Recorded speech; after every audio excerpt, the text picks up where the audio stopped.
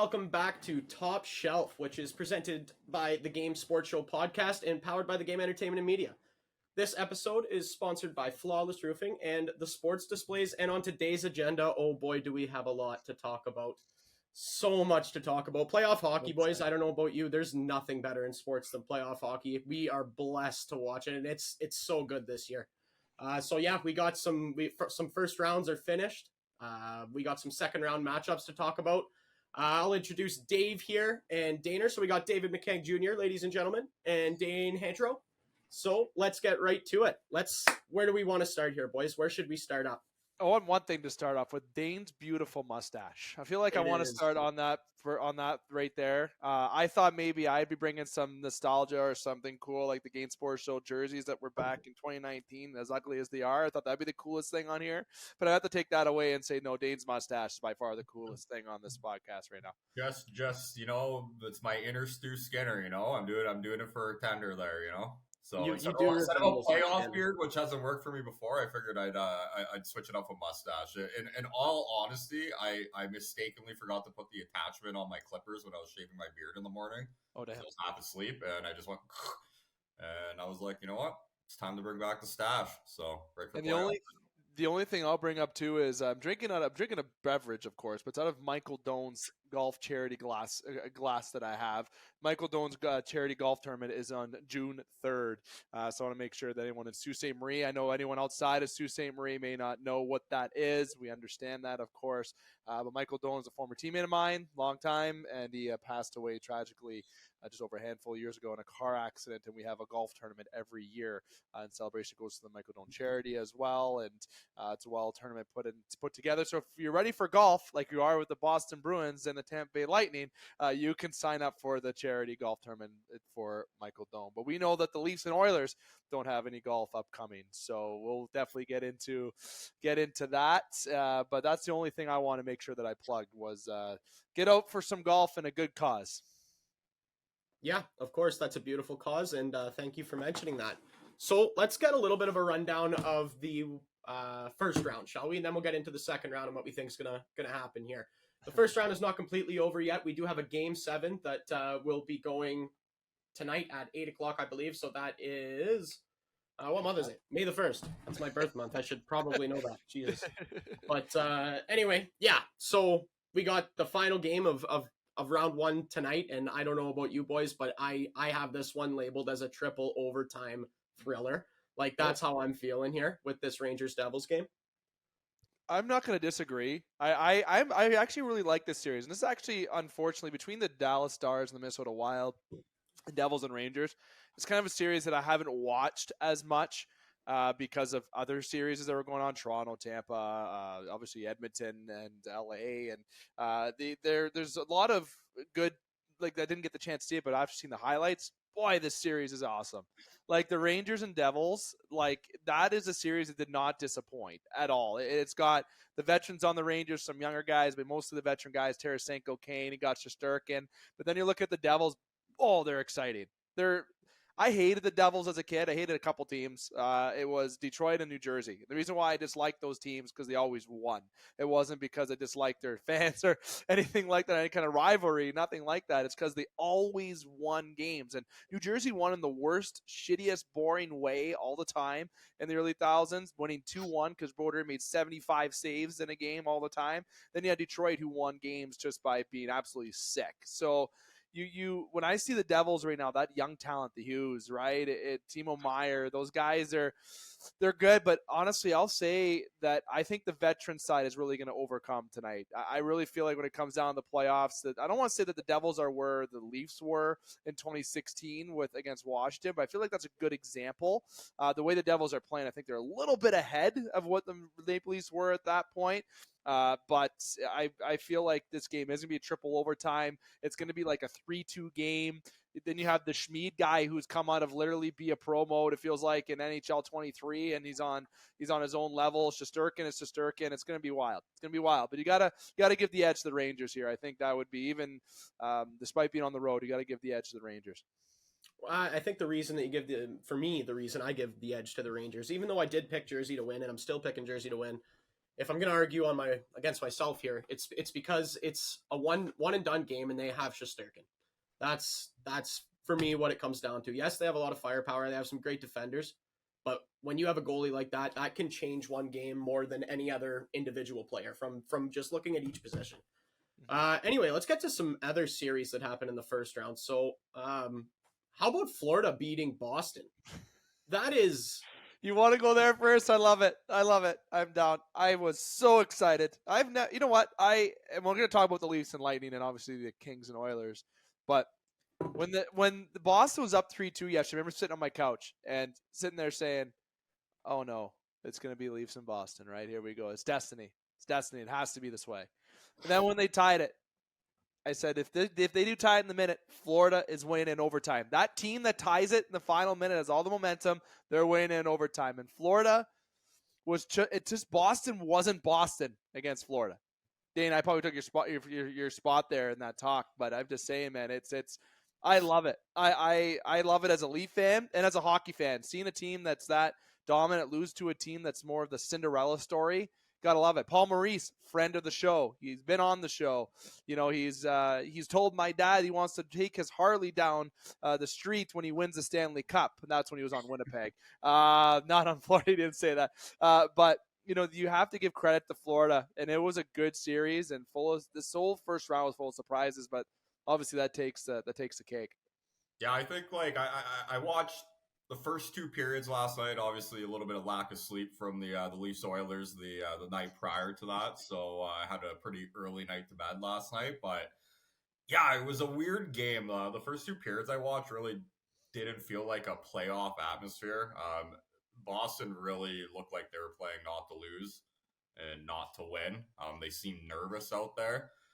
And I'm honestly not shocked. We got to remember, Florida put up 122 points last year. Still a really good hockey team. Obviously, made some changes with coaching, made some changes with players. Sometimes it takes a little bit to get the recipe going, right? And you know what? They're clicking at the right time. I think it's going to be a tough matchup between Toronto and Florida. Mm-hmm. And yeah, I mean, it's hard to say that I'm not surprised that the team that posted the best regular season in NHL history lost in the first round, but it's that President's Trophy curse, and I think Boston had a lot more to lose than Florida did, and I think that's what it ended up coming down to. And yeah, I'm more shocked about the Kraken than I am about Florida for sure at the end of the day. Well, yeah, Boston for me, yeah, they did set a record, 65 wins this year, points record, all of that great stuff, but especially at a time like this, they had their top two centermen, Krejci and Bergeron, were both not even close to 100%. Bergeron didn't even play for a big part of the series. Not starting Allmark last night was probably a mistake. That well, did you see that? I don't know how you don't put in your Triple Crown winner in that, and who is for sure the winner. For me, it's how does Swayman not go in earlier? Because apparently, according to Kevin Weeks, who tweeted today, Linus Allmark had an injury that severely messed up his movement. I don't know how true that is either, but did you guys watch Game 6? He literally could not stop a beach ball. Like that was the men's league out there. It was men's league. It was brutal. It was wild awful. Wild third period. So I don't know, and I didn't watch a lot of Boston this year, mainly because I can't stand Jack Edwards. But to be completely honest, seriously, he's awful. But I understood that they kind of played a rotation, like maybe not 1A, 1B, but something closer to that than a just true backup between Swayman and Allmark. So I think that was just that was handled poorly. Yeah, I mean, it really opens up the race to the cup right now, right? Like there's definitely a handful of teams that we thought would be playing in the second round. They ain't there. And I can cry. Toronto have the best cup odds to win, which is insane. That meme that the sports show shared, if anyone follows the Game Sports Show on Instagram, and also I know Dane, you shared it on your story, we shared it out. Paul Rudd had a clip on First We Feast, the very popular chicken wing eating YouTube show, and he said, "Who thought we'd be here? Not me." The caption at the top, it said Leafs and Oilers this morning, seeing that they're top cup favorites. Like who would have thought? And Dane and I, and we've talked about this year. Imagine Leafs and Oilers. One day. Leafs and Oilers. One day. Just one day. And this might be that day. This might be that year. And it's not stupid to say. It's really not crazy. It's not ludicrous. Yeah, you got the Rangers and Canes on the east side. I shouldn't take out the Devils. Obviously, they haven't been eliminated at this time while we're talking. Then on the West, though, I just think it's a bit more obvious in the West. I don't know why. I really think whoever wins that series between Vegas and Edmonton is going to the Cup Finals. That's flat out. Don't count out Jake Ottinger, man. Fuck it. I was top 3 goalie in the league. Yeah, I guess. But Vasilevsky's top goalie in the league. Yeah. Vasilevsky, we found holes in him, and McDavid finds holes in everything. Oh, well, yeah, okay. Team that's been to the Cup Final 3 years in a row. Maybe Tampa's tired. I guess, yeah. They were. Honestly, I saw guys smiling after Toronto beat them. They're like, all right, I can actually have a summer, hang out, golf a little bit, have a couple bevies. I don't even think Tampa's that mad. They're out. No. I think they didn't care about how much respect they got in the handshake line. They when you look at the way that the teams are playing now, anything can happen. That's what makes the beauty of the playoffs. Seattle beating. I know we're going to talk about the matchups there, Avery. So I don't mean to take the credit, the spotlight away, but it's the upsets and I don't know if you're a Florida fan, if you're a Seattle fan, you're riding a high right now. And you know what? I've been saying this to people, so you must be excited they're playing Florida. And no, the second round, they got there for a reason. Florida is in the second round for a reason. They beat Boston. How many times has Toronto beat Boston in the first round? None. Since I've been alive. I know before back in the 1950s they did, okay, in the 60s, but that isn't then. Florida is there for a reason. Edmonton, Vegas, there for a reason. Seattle, there for a reason. All those teams made it there because they won their series for a reason. And out of all the teams that I think was maybe the easiest out of all the series, I really feel like Dallas, maybe. Maybe I don't know. Vegas walked. Vegas, Winnipeg, yeah, I guess. Winnipeg just can't handle any adversity. That team are world beaters. They go from beating the best teams in the league and then get down a couple goals against a bad team and they can't claw back half the time. It just Rick Bowness. I mean, he's back. Maybe he shouldn't have said what he said, but at the same time, I kind of agree with what he said. They're not a resilient hockey team, right? When things aren't going well, they folded. And I think I don't know if you did, Dave, but I picked Winnipeg to win that series. We both did. I thought that they truly did have a chance, and they looked awful. We were actually, if you look at the previous, we did our edition on the Game Sports Show podcast. We haven't done a Top Shelf show in a little bit, but we combined Top Shelf and the Game Sports Show podcast last week or week prior when the series just started. We were actually over, I believe if I got my math right, over 75% in our predictions, which is pretty good. I did say Leafs over Lightning in 6. Just saying, not going to write that. That was, I think you did too, Avery, if I remember correctly. One of you or Catano did. No, honestly, I think it was episode 92. I picked game for game what happened. Oh, okay, look at that. See, if you need to make money, we're your guys. We're your guys, okay? And I don't gamble, actually. That's the sad thing. I feel like I should. But I have a problem. We would be selling all of our assets. But you have the overall aspect. We're talking about the Florida Panthers in Boston. We were talking about Vegas and Winnipeg. Got to say that Vegas in Edmonton, those are the two teams in the West, and you can't count out Carolina, New Jersey, the Devils, Toronto. The East is so fucking stacked. But the Edmonton Oilers are hot. They got someone named Connor McDavid. All right, that guy can just decide the outcome of a game. Never mind Leon Draisaitl. Never mind Leon. We know Leon. All right, but I feel like just McDavid. He's been the best guy in the playoffs. McDavid's the guy for me that he can literally just take over any game himself and help you win a game. Not saying Draisaitl can't. 100% not saying that. Leon's the second best playoff performer of all time. And that's wild. If he goes because you can't count him up. But it'd be a good story if it was Toronto, Edmonton in the Cup Finals, and Jack Campbell had to jump in the old crease, and it was Stuart Skinner had to go down with it. I thought he was going to get the net after Stu got pulled there. But yeah, what a story that would be if Jack led us to the promised land. That would be a terrible season. No. Sorry, Avery, I'll let you go back. I know we have to get back on track. Yeah, no, we're all good. We're all good. So we kind of touched a little bit on the Avalanche Kraken series there. Is there anything else anybody wanted to add about that? That was another Dragon Slayer, right? Like we got the Stanley Cup final being or Stanley Cup champion from last year, excuse me, being beaten by a second year expansion team. So Philip Grubauer, that's all I got to say. Yeah. You don't pay me my money? That's what happens. That's what happens. yeah, Hovinen, Bjorkstrand, and Gord. Those yeah. are the names that I'll use. The Kraken have a very similar team to the Knights when they did go to the Cup final. Like, they got 4, like, second lines, right? Like, they don't have a first line. They don't have, like, that Right. superstar, top-tier talent. But, like, up and down the lineup, every line can score. Every line can, produce. And they got good goaltending. Like, Let's not take away the Avalanche had injuries really too. well in that series. The Avalanche battle injury. I know it's a bad excuse, but the depth of the Avalanche was tested, and it's not good. They don't have a strong depth. Yeah, exactly. So that affected it too. But I don't want to take it away from Seattle because you still beat a very good team. It's just that I think when you go into the next round against Dallas, I don't know if Dallas is healthy. They're pretty even. They're exactly. But last year we were talking about how Ron Francis, Suboys are just all over the second round. Francis, Maurice, Dubas, the X-Towns, all the guys are there. But how much I was chirping Francis about the team he picked in Seattle, right? Like all the guys he could have had, would have had, and it just did it right. Last year was a whatever.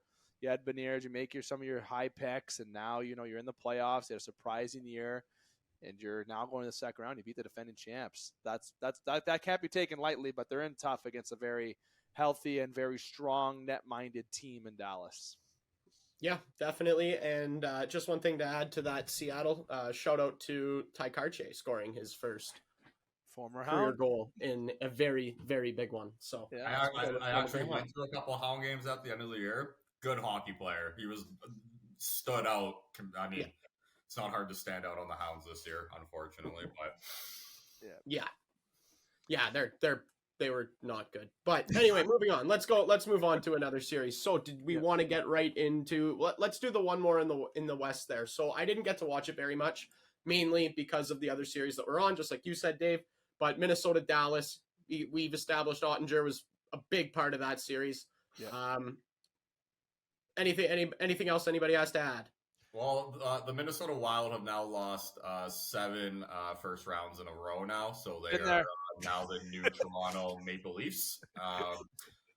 Other than that, yeah, I know they were switching back and forth between Fleury and what's his name, Gustafsson there. Yeah, didn't work out. And I just think Dallas overall is a better team. They're deeper in nets. They're deeper offensively. I would even argue to say that they're deeper on the back end. So I just think Colin Miller, Sioux Boys are in one here in this playoffs. Okay, the Sioux talent is being fucking displayed from the GM, the president, the fucking coach, and the player. We got all levels there. Okay, a lot of opportunity. Yeah, everything. Gotta love it. Okay. What did we think of that Carolina Islanders series? I picked the Islanders. I'm not gonna lie. I thought Carolina losing a couple big players there in Svechnikov and Pacioretty was really gonna take away from what they could do. And Teravainen, yeah, they lost him halfway through the series from a slash that didn't go called, but whatever. Refereeing's been fucking brutal. My pick was Edmonton, Carolina rematch, get our revenge. Nope. Fuck you, Andrew lad. But yeah, we're gonna get him on the pod. We're a banged up squad right now, and I mean, New Jersey, New York, going into that series. If they can keep it going, I mean, awesome. But yeah, I they're so well coached that they play such good team hockey that I think they can overcome the lack of 3 of their better players not being in the lineup right now. Yep. Obviously, you're going to need contributions from guys deeper in the lineup, but that's kind of their game, right? Like they don't have to depend on their top line to get all their goals, and they're good defensively. They got good goaltending. So yeah, the Islanders. I thought it would be a close series. It was a close series, obviously in overtime in Game 6. I feel bad for Ilya Sorokin. It was just a random shot from, the goal line, basically from the corner. The guy played so good all series, and it kind of, breaks my heart a little bit to see that series to finish the way that it did. But other than that, yeah, I watched a couple periods of it. It was good. It was a good series. Rob Brindamore is like secretly my favorite coach in the NHL. Like I don't want to admit it too much. The guy is literally, just he could probably play right now. Oh, seriously, yeah, he's a monster. Yeah, absolutely. All right, let's start getting into some. Did we cover every other series now? Do we just have the 2 series to talk about and some second round predictions? We mentioned Vegas already, yeah. So we mentioned. We didn't talk about Toronto and Edmonton, but we don't need to do that. Oh, that's right, Toronto, Edmonton. Well, we're going to talk about Toronto, Edmonton in the second round here a little bit. Yeah. So I'll jump in and just do a quick little love to them then. So Toronto defeats Tampa in 6. Toronto's up 3-1. A series they lose. Okay, never mind. I'm not going to go that deep. But they win in overtime in Game 6 in Tampa, slaying the Demons, and it was fucking gorgeous. Okay, and Samsonov out love the man. Okay, I know when they signed him this year, that was the guy, and he had to rebound his career, and he did. He was in the right situation. He proved that he can step up. Getting Hall out of the fucking lineup was the best thing I've ever seen in my life. He is. I'm in one of the Game Sports Show podcasts. I'm going to make a little shout out about the worst defensive players in Toronto Maple Leafs history. Hall's on that list. Hall is literal dog shit, and I don't mean to say that on a sports podcast. I do mean it, but. Honestly, him coming out of the lineup was such an asset. Like, it allowed the Leafs to, get Gustafsson in the lineup and to really help their breakouts. It helped, and I know Parr mentioned that, so I'll give Parr credit for that analysis. But it's just a better flow overall. In Toronto, were they the better team in every game? Absolutely not. But you know what? That doesn't matter. What matters is score at the end, and good teams find ways to win. Doesn't matter if you outshot. Doesn't matter if you're out shooting them, out hit. Doesn't matter. The one that matters is the final red light that goes on at the end of that final buzzer, and the Leafs were the ones that had the most out of the 6 games. End of story. Edmonton, I really feel like Edmonton Dane, you're going to chime in. I think I'll let you maybe chime in on Edmonton a little bit here, but I think it was as advertised a little bit of animosity, a little bit of controversy, a little bit of shit. Why did that happen? Stuart Skinner giving the puck away there in the last game, right? There's some of those mishaps and mistakes, but it's like Toronto. They have to win in a dramatic way, in a dramatic fashion. It doesn't matter if it's the 6th game, 7th game, but the big boys stepped up, just like the Leafs core stepped up, like the McDavid, Draisaitl, Nick Bjugstad is honestly probably the unsung hero of that team. Honestly, like him moving up the second line there with Hyman and Nuge. And Stuart Skinner, as long as he can kind of keep the puck out of the net, the Oilers are a force, man. Dane, I'll let you final thought that you're the Oiler fan here, but seeing the games and watching them, they're a scary team. I feel like we were the better team for the majority of the series. I think we had a couple bad breaks. Obviously, lost 2 games in overtime on power play goals. The one, I don't know what fucking drinks or drugs that Toronto was doing when they were looking at that review, because it clearly touched the puck. The high stick. Holy fuck. Yeah, I don't know. It doesn't matter anymore, but physics would tell you that the way the puck moved, it obviously hit something, but whatever. I digress. It's the better team won the series. I knew it'd be a tough series. It obviously went to 7 games last year. I think LA is honestly a bit of an underrated team. I think you take Adrian Kempe out of that series, we might sweep them. The guy was, every time he touched the puck, my heart would start racing. Very underrated player. I mean, I don't know how many people even realize that he scored 40 goals this year. But yeah, I would look. LA is going to be right back in the mix. They got a good mix of youth and experience on their team, and I could see us playing them again next year if we can't finally win a division for the first time in 150 years. So, McDavid. I expect him to kind of get up to another level in this next series. Leon Draisaitl's been unbelievable. We've been getting depth scoring. Klim Kostin's had 3 goals in the series. He had a really big game in Game 6. As you mentioned, Nick Bjugstad's been absolutely unbelievable for us, and the defense is playing well enough to bring us where we need to go. So that's all I got to say about it. And Stu Skinner's stick did break when he made that pass. So He did. Avery, can't put it all on him. Before I let you have the final, like, because I've never really even given you, the host has still to give their opinion, and I kind of feel like it's nice not being the host of a show. I'm really enjoying it. I'm not gonna lie, it's fun because you guys are so great at hosting. But enough me brown nosing. I really think that the hot take that I'm gonna take, that sounded really weird to say, but the LA Kings, I'm gonna say something. I'm gonna talk about more in the offseason. Connor Hellebuck will be a Los Angeles King next season. That's all I'm going to say. That's my prediction. I think that's what's going to happen because not only does he want out, I won't share anything else. There is actually a little bit of insider rumor on that. I'm not going to throw the guy's name on that, but there's an interest from Connor Hellebuck to go to LA. Now, I don't know if it's from Connor. I don't know if it's from his agent, but I'm just going to throw that out there and start that rumor because it actually is a true rumor. I'm not going to throw the person's name out who told me that because I would lose that connection. But that's my hot take for next year. As you say, LA is going to improve. That's where they're going to improve is a net. There'll be a salary dump going the other way to Winnipeg because guess what, Winnipeg, I'm sorry to tell you, unless you're going to go for it all next year, which you're not, you're going to start building your team from within through the draft because unfortunately you can't get players to go there.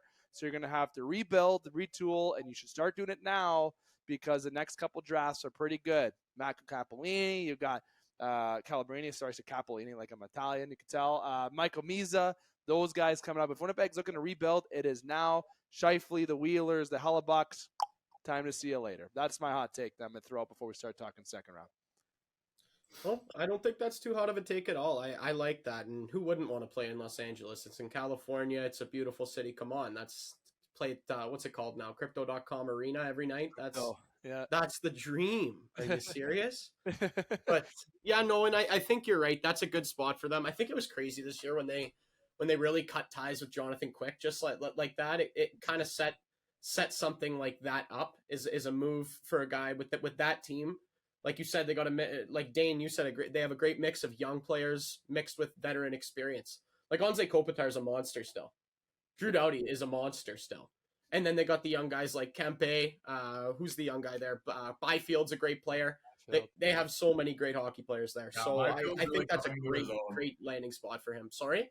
I'm just saying Byfield's really coming to his own. I was really impressed by how he played in this series. So he could be I would look for him to become a pretty good player. Like his being a second overall pick, he's going to turn out to be a good second overall pick. Yeah. Arguably, maybe the best out of that draft. Yeah, Kopitar 2.0. That's what I think he needs to be. He's so tall, that kid. He's a monster too. Him and Cole, like maybe a little bit different body types, but they're both just huge guys, right? And I think that's huge down the middle for a team like that, especially competing in the playoffs. Yep. Anyway, let's get to some second round action that what we have decided anyway we'll talk about. So obviously it's Leafs and Panthers. We've talked about it a little bit already. Maybe we'll leave that one for last because I'm sure we have a lot to talk about there.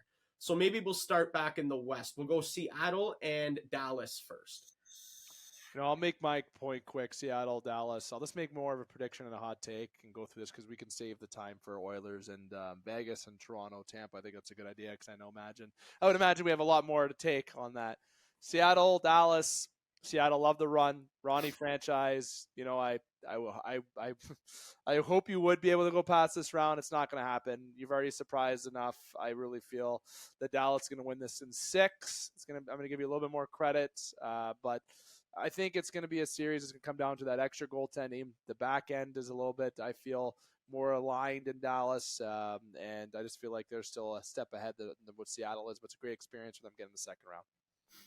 Yeah, I agree. I mean, they did beat Colorado, and to say Colorado is not just as good as Dallas it would just not be true. So there's a chance. Yep. Little chance, but there is a chance. And I just think the X factor in the series is Jake Ottinger.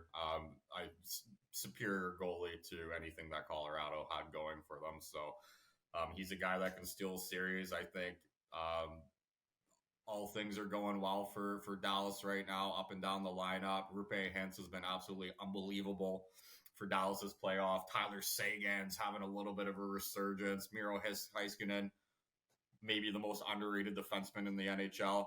I like Dallas. I really do like Dallas, and I'll go Dallas in 6.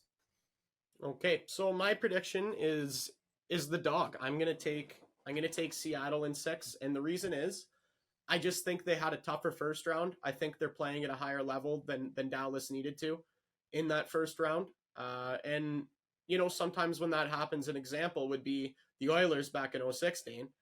When you get those teams that just kind of sneak in, they slay a dragon like the Oilers slayed the Red Wings back then. Oh, I love it. And like I think Seattle slayed Colorado, Stanley Cup champion. That they can carry that all the way through. And I'm not sure if they'll go all the way, but that's my reasoning for taking Seattle. And I think Grubauer's gonna have a hell of a series. So I like that. And maybe outduel Ottinger even. We'll see. But like that. Okay. Okay. I'm not going to disagree with any of those points. Usually I like to want to throw a little question there. I'm not going to do that. That's a good point. Like it. Thank you. Yeah. Thank you. Appreciate that. More brown nosing. This is me brown nosing a lot. All right. So the others. Okay. So we'll go to the other series in the East. Or actually, I guess we don't. What do we have left? So yeah, we Carolina. We don't know. Well, we can just say. I did think that the Rangers are going to beat the Devils, so I would say that I think it's going to be Rangers Canes. I'm going to say I wouldn't have said this before, but I'm going to say it now: Rangers over the Canes in 7. I'll keep it. Not that we know this, so I'm just going to throw a prediction out there that I think that's what's going to happen. Now that's going to be a little outdated in the next 12 hours, but that's my prediction. Okay, I'm going with the Canes. I'm going to stay true with my Stanley Cup pick, despite all the unfortunate injuries that they've had recently. Like just bad timing. You got those 3 guys in the lineup. Mm-hmm. That was a powerhouse team. Yep. So we'll see if they can overcome that. I mean, whoever they play, it's going to be whoever they play. I foresee that going 7 games. Fair enough. So I picked a Leafs-Devils conference final, and I'm going to stick to that. I'm taking the Devils to win tonight, and I'm going to take the Devils to beat the Hurricanes. And I think the injuries are just going to catch up to the Hurricanes, and I also think the goaltending situation is going to catch up to them. That concerns me for Carolina. Freddie. Yeah, I don't like it, man. We've been there. We've seen that in action. I've seen that movie. I've seen it all before a couple times, man. It's not a great movie. No, it's not. I was trying to think of a movie that I could have referenced with yours that they keep making. Fast and the Furious. Just eventually you got to stop. Exactly. It doesn't work out anymore. I don't know if that franchise is ever actually going to stop. It's like Fast 30. Yeah, fair enough, man. Fair enough. Okay, let's move on to Oilers Vegas. Because I think I'll start here on this one. For me, it's the Oilers. Oilers in 7. And I think it's going to go 7. I do. I think these are 2 really, really good hockey teams. I think, believe it or not, the Oilers have a goaltending advantage, and that's going to serve them well. Sure do. And they have the best player in the world, and quite possibly, depending on who you ask, the second best player in the world. And that is, if you ask me, it's 3-2, Dave. But whoa, Matthew! I would say the way Leon Draisaitl's played this season, in particular the second half of the season and into the playoffs, right now, he's arguably the best player in the world. Like you said, who you ask. Yeah, exactly. That's what I'm talking about. So there you go. But yeah, and I think that's just always going to be a deciding factor. Like you mentioned earlier, Dave, Connor McDavid can take over a game just like that, just because he wants to, right? At any time. He's that good. He's that elevated above everybody else, and I can't not pick him. And that's why I'm taking them in 7. I don't trust the defense, and that's why I think it goes to 7. But other than that, Oilers all the way.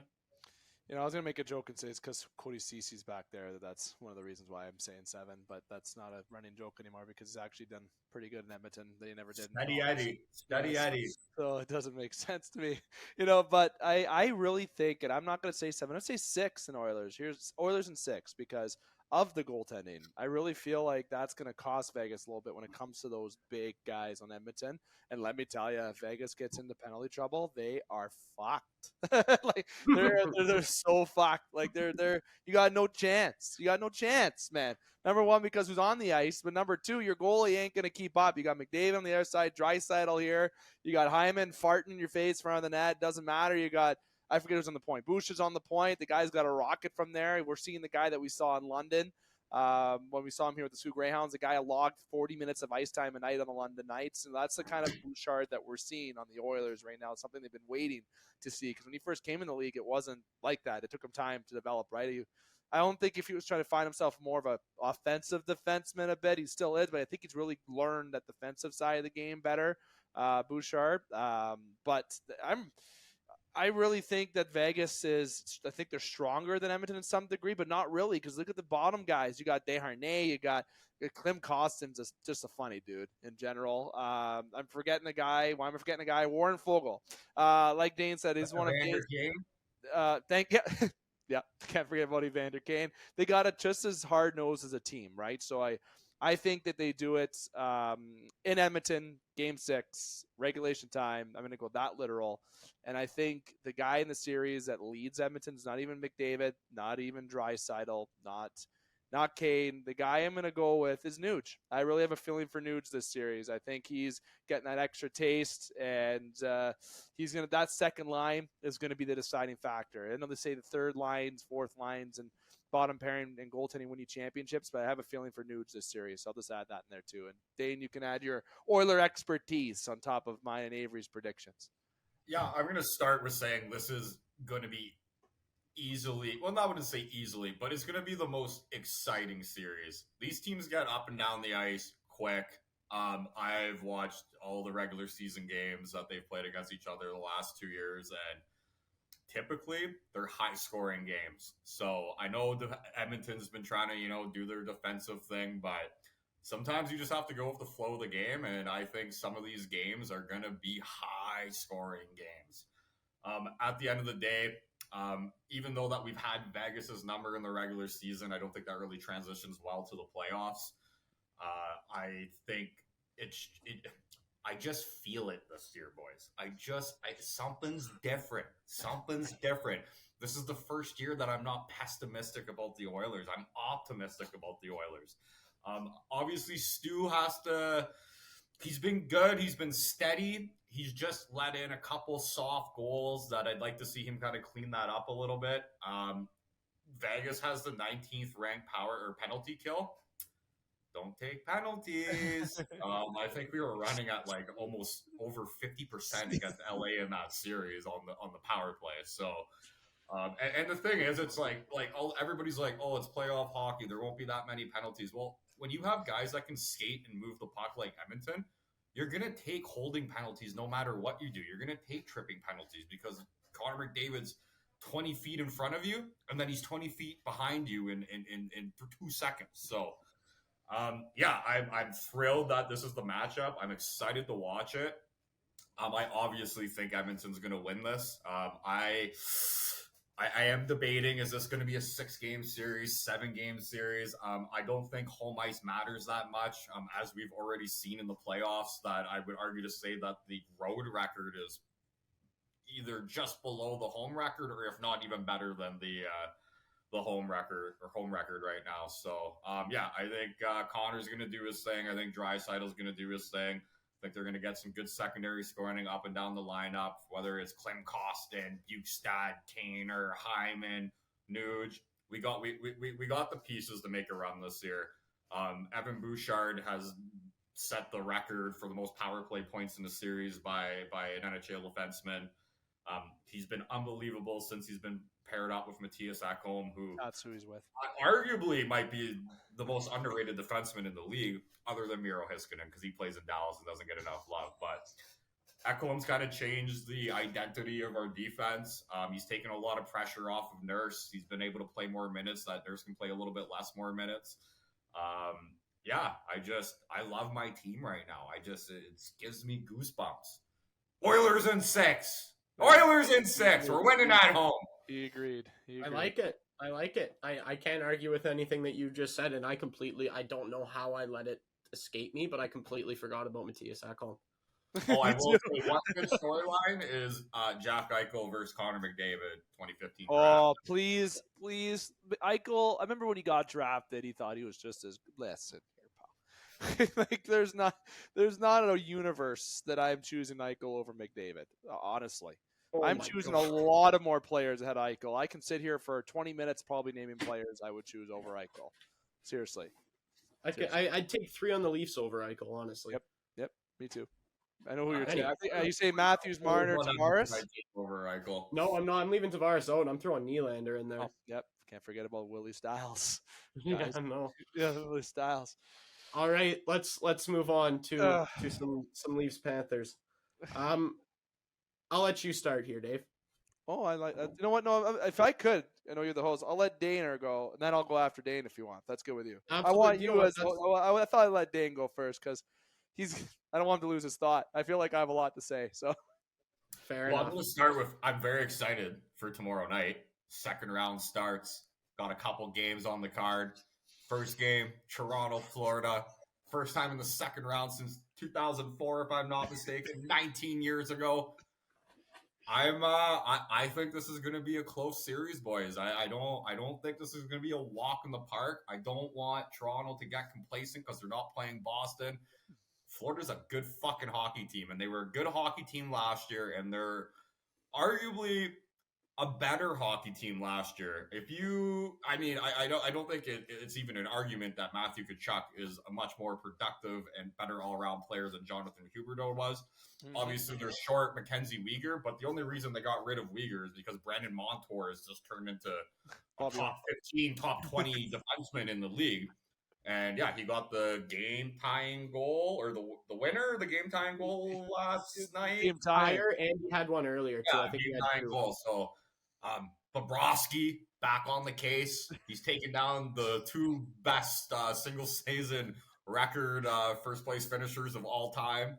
Obviously, when his time with the Blue Jackets. I think this one's going the distance, boys. I think it's going to be 7. They're going to win in Toronto. Toronto's going to have another party downtown. It's going to be crazy. There's going to be beer cans everywhere, big cleanup the next day. But yeah, the Leafs can't lose this series. You can't win this first round and not at least go to the conference finals. They got to get to it. I think the home ice advantage in this series in particular is going to play a little bit of a factor, and only because Florida doesn't really give a shit about hockey. And I don't know if you guys heard that you're not allowed to buy tickets for the first 24 hours if you're not a citizen of Florida. So that's so fucking. There's not going to be that much of a sea of blue as you guys might hope. But yeah, I think they're going to split the first 2 games. I think they're going to split the 2 second games, and it's going to be back and forth the whole series. I got Leafs in 7, boys. I got faith for you guys. I do. I believe. You know what? Honestly, and I'll say, firstly, it goes back to the first series. Matthew Nye is going to the lineup. That kid's a factor. Kid's a stud. I'm so happy that they never traded him for any other superstar they thought was in the NHL. It would have been such a Toronto thing to do, and they didn't do it. And what a stud. The kid has been on the ice for all impeccable moments in the game. I can't remember the list, but I know he was on the ice for Riley's overtime goal. He was on for Tavares is the other one. Then there's a third one. I think he was on for the tie. He's got 4. He made the pass to Tavares for the series winner, and he was on for the O'Reilly tire in game 3. That's right. So he's been this kid's a stud, and like honestly, he balances out that top 6 and allows Michael Bunting to go down a few shades and play on that third line. I really think Bunting with O'Reilly and Achari is an absolutely sexy third line. That's what needs to stay together. Nye's playing with Matthews Marner. That's even more sexy. Okay, there's a whole bunch of sexy going on here. But I would truly, just because how good Yarncrook plays with Matthews, I kind of wouldn't mind seeing that instead of Yarncrook with Tavares. It doesn't really work out too well. As much as Nye is a stud, I think Nye should play with his, I'll call him his daddy, because his roommate is John Tavares. But I bring up Nyes here because I think he's going to play a huge factor in this series. If he can come on and be what he does, he can be that difference maker, draw the attention off of Matthews Marner, and Morgan Riley. Momo Riley, as Joe Bowen would say, friend of the show, also legendary Joe Bowen. Morgan's been there for all this bullshit since Boston 2013. These guys have been through the shit. They haven't been past the first round, and they did it. And the story that I was going to share that I said at the beginning, I was at Dane's place for the Saturday game, and when they went into overtime, and I saw Tavares score, I'm reliving it in my head. I ran down Darcy Botterill. I mentioned his name on air. Sorry, Darcy, if you didn't want your name mentioned, but it's his house where Dane's at. Celebrated down the hallway, screamed like I've never screamed before. And Dane and I hugged like we've never hugged before. And we went down on the ground as much as intimate as that sounds. My fiance was there. We're all hugging, and Darcy's dog's involved. Everyone's just all happy. And that was all of Toronto. That was all of the Leaf fans in Canada and the world. Finally, that monkey off the back, that good feeling that we've been waiting to feel. And people have asked, is that your favorite sports moment? To be honest, it isn't. The Raptors winning are pretty cool, and Bautista's bat flip was pretty cool also, but I would put the Leafs winning is still above Bautista's bat flip. But the Raptors winning the NBA championship is probably one of my favorite sports moments. Too bad it wasn't a nicer goal, Exactly. Matthews just toe drag release, Byron down, please go to the second round. And to that point, Austin Matthews going to score 6 goals in this series. He's going to be fire. And it's just like Crosby.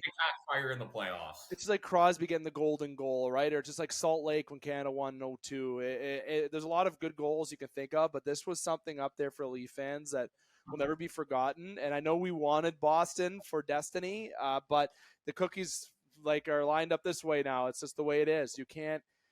As a Toronto team, I'm really hopeful they don't go and underestimate Tampa. Nope. Underestimate Florida, because I think that's what Boston did a tad.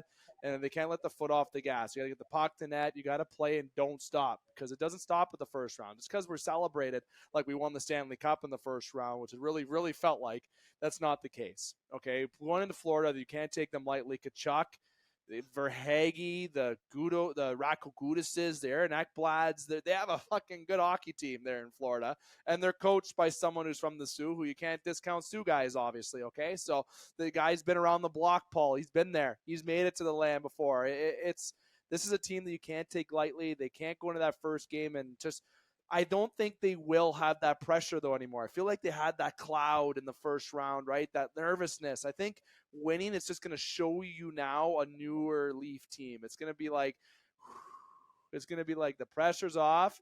Despite people like, it's a second round. Yeah, you still need to win to move on, but there's going to be a different feeling now. They're excited. You got Samsonov, who's playing well. All the boys are playing well. Hall's still not in the lineup as of practice today, which is fucking tremendous.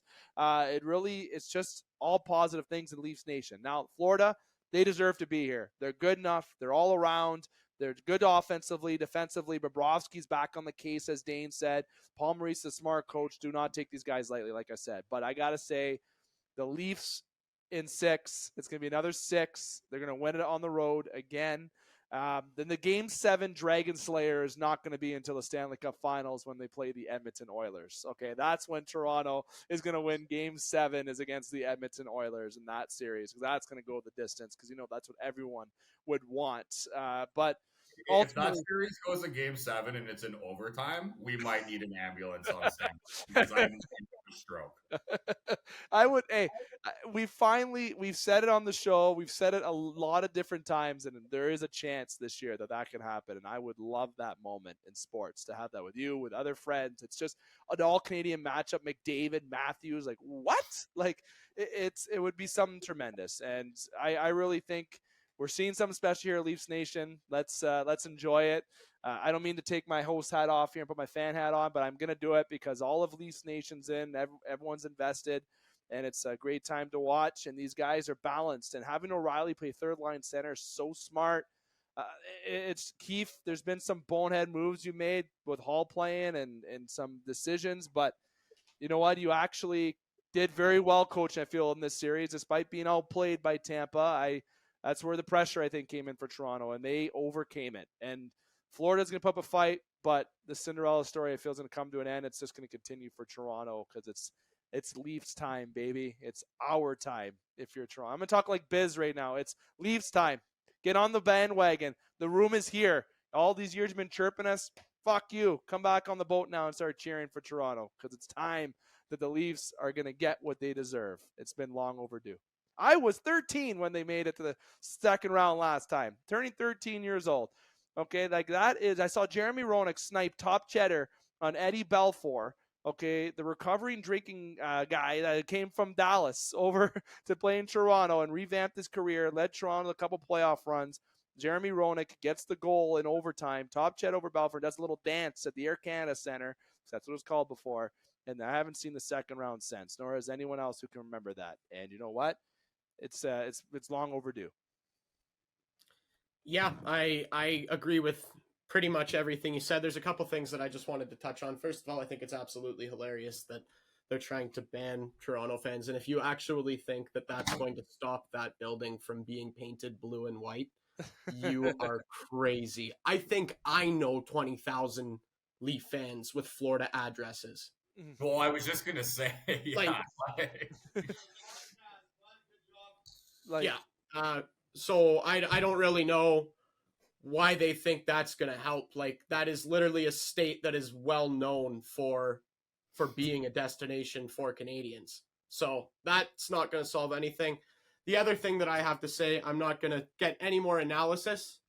All I have to say is Matthew Tkachuk is a sitting duck, American buck, hockey puck. I don't give a fuck. Leafs in 5, baby. Let's go. Are you kidding me? Leafs in 5.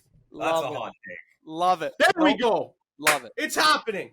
I mean, that's all I have to say. Edmonton and Toronto just fucking swat Vegas and Florida. Like, get it over with. Let's move on. Just do it. Let's get to the second round unscathed, boys. No injuries. Just get out of there. We're gonna. I'm sorry. Paint the entire state blue, baby.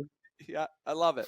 I'd love to clear out 2 Florida teams. Oh, that'd be great. Oh, that'd be just great. It's just, what a time. In this playoff, if you said you thought this is the way the playoffs were going to go, I want you on this podcast because 95% of people did not predict the playoffs to go this way. I predict Tampa or Toronto over Tampa. No one believed Florida over Boston. Like, none of that was supposed to happen, and it did. And just because it did doesn't make Toronto's path easier. It doesn't. It truly doesn't. But you know what? Let's fucking be a little conceited, a little extra. Usually Leaf fans are like, yeah, we're getting that. We're doing. No, this is time.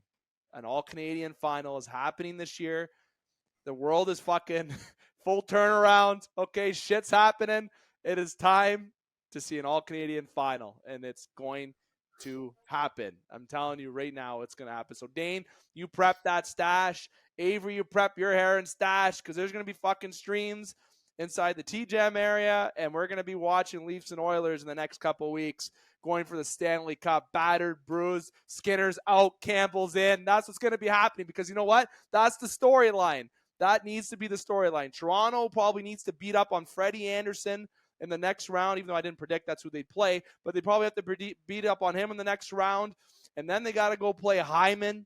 They got to go play Cody Ceci. They got to go play Jack Campbell because Stuart Skinner's going to get a pulled groin. Sorry, I hope not, Dane. Hope for your sake not. I just would love Campbell against the Leafs in the Stanley Cup final. That would just be a great storyline. I can watch from the fucking bench. Yeah. Come for relief if we need him. I don't need the stress of Jack Campbell being in net.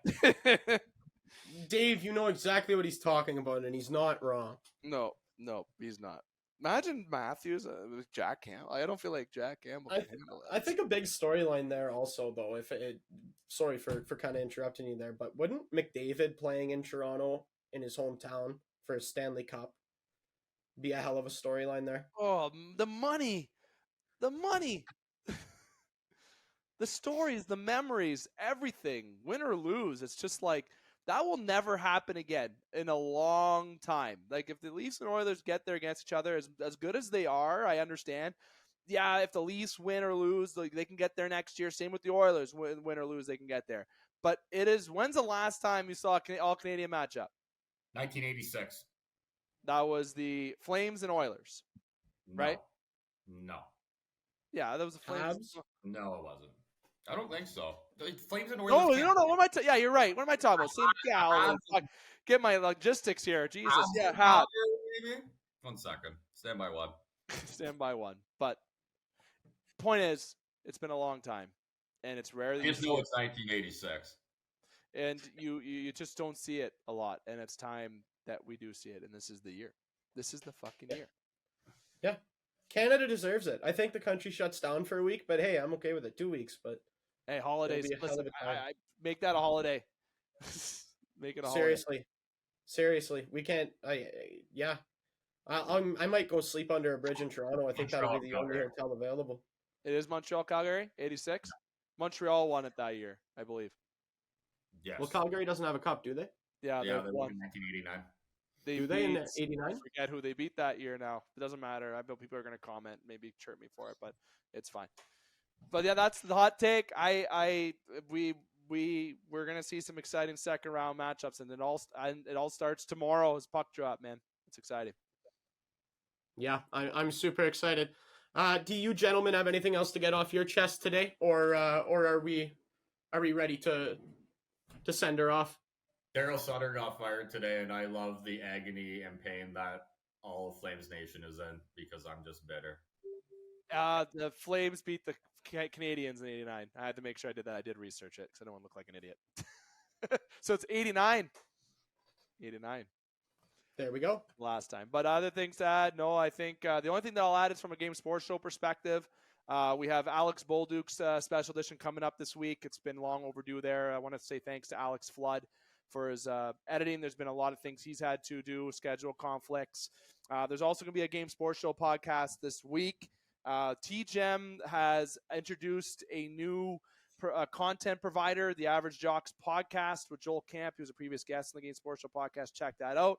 Recent upload of Full Time was just uploaded just 24 hours ago, as well as the Bitter Rivals podcast. There's one half of the fellows just on this panel hosting this edition. Check that out. There will be a name change to TGEM.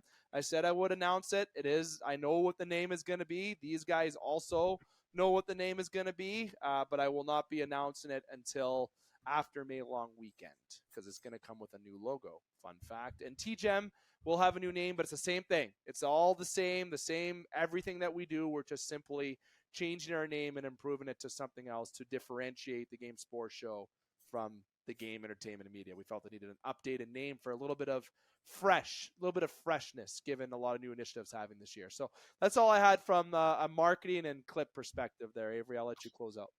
Okay, fantastic. Well, I am Avery Rausch, along with Dane Hancherow and David McCaig Jr. Thank you to the sponsors of this episode, which are Flawless Roofing and the Sports Displays once again. Give us a follow, click, like, subscribe everywhere. We always appreciate it. It helps, goes a long way. Thank you for listening to this episode of Top Shelf, and we will talk to you next time.